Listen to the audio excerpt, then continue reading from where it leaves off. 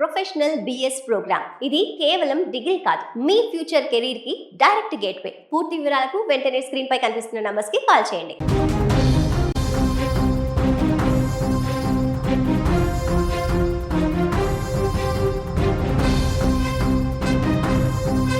రాధా గాయత్రి మృతి కేసు ఇప్పుడు రెండు కుటుంబాల మధ్య ఒక పెద్ద యుద్ధానికి దారితీసింది.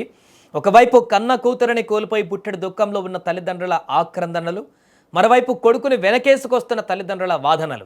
అసలు గాయత్రి మరణం వెనుక ఉన్న ఆ మిస్టరీ ఏంటి? ప్రేమించి పెళ్లి చేసుకున్న భార్య శవమై పడి ఉంటే భర్త శ్రీచరణ్ ఎందుకు పారిపోతున్నాడు? ముస్సోరి పర్యటన వెనుక ఉన్న ఆ దారుణ నిజాలేంటి?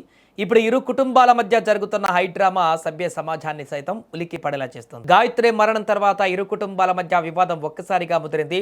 శ్రీచరణ్ లొంగిపోయే వరకు, అతడు తమ ముందుకు వచ్చే వరకు అతడి తల్లిదండ్రులను విడిచిపెట్టే ప్రసక్తే లేదంటూ గాయత్రి బంధువులు పట్టుబట్టారు. ఈ క్రమంలోనే అందరి సమక్షంలోనే శ్రీచరణ్కు బంధువులు ఫోన్ చేశారు. ఆ సమయంలో శ్రీచరణ్ ఒక పెద్ద అబద్ధాన్ని ఆడారు. తాను ప్రస్తుతం ముస్సోరిలోనే ఉన్నానని, అక్కడ విచారణాధికారిని కూడా కలిసి మాట్లాడానని శ్రీచరణ్ చెప్పాడు. కానీ అక్కడే అసలు ట్విస్ట్ ఎదురైంది. గాయత్రి బంధువులు వెంటనే ముస్సోరి ఎంక్వైరీ ఆఫీసర్కు స్పాట్లోనే కాల్ చేశారు. విచారాధికారి చెప్పిన సమాధానంతో అందరి మైండ్లు బ్లాంక్ అయిపోయాయి.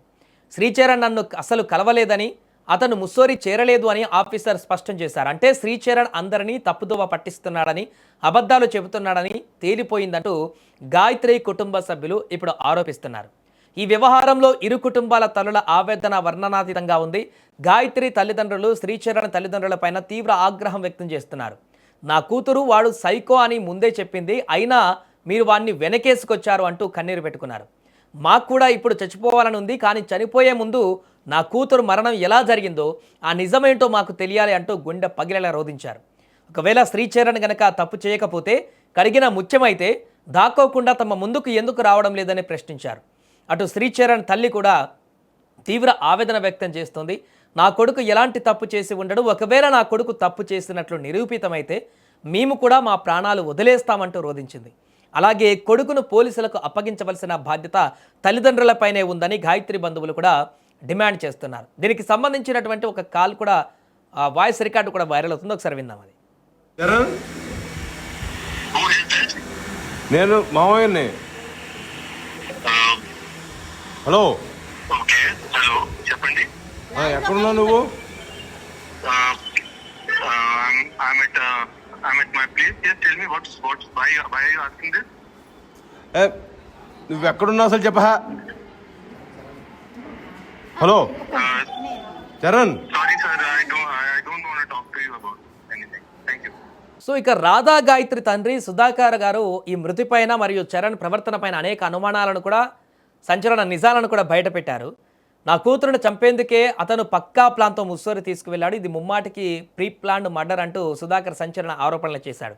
తప్పు చేయకపోతే శ్రీచరణ్ ఎందుకు పారిపోతాడు, పోలీసులకు ఎందుకు సరెండర్ అవ్వడం లేదు, కనీసం భార్యపై అంత ప్రేమ ఉన్నవాడు ఆమె అంత్యక్రియలకు కర్మకాండలకు ఎందుకు రాలేదు అని నిలదీశారు. భార్య చనిపోతే కనీసం చూడ్డానికి రాకుండా తనకు లో బీపీ అని తప్పుడు స్టేట్మెంట్లు ఇస్తూ కేవలం సమాజం నుండి సానుభూతి పొందడానికి ప్రయత్నిస్తున్నాడని తండ్రి మండిపడ్డారు. ఇలాంటి సైకోకు నడి రోడ్డు పైన శిక్ష పడాలని, సభ్య సమాజం ముందే ఉరితీయాలని కూడా ఆయన ఆక్రోశాన్ని వెళ్ళగక్కారు. ప్రస్తుతం పోలీసులు ఈ కేసును ప్రతిష్టాత్మకంగా తీసుకున్నారు. శ్రీచరణ్ ముస్సోరిలో ఉన్నానని అబద్ధం చెప్పడంతో అతడి మొబైల్ సిగ్నల్స్ మరియు లొకేషన్ ఆధారంగా పోలీసులు గాలింపు చర్యలు చేపట్టారు. ఒకవైపు భార్య మరణం, మరోవైపు భర్త పరారీ, ఇంకోవైపు పోలీసుల దర్యాప్తు. ఈ ముస్సోరి ట్రిప్ వెనుక అసలు ఏం జరిగింది? గాయత్రి ప్రమాదవశాత్తు చనిపోయిందా, లేక తండ్రి ఆరోపిస్తున్నట్లు శ్రీచరణ్ ఏమైనా చేశాడా అనే కోణంలో పోలీసులు ఆధారాలు సేకరిస్తున్నారు. శ్రీచరణ్ దొరికితేనే ఈ మరణం వెనక ఉన్నటువంటి అసలు నిజాలు కూడా ఇప్పుడు బయటకు వస్తాయి.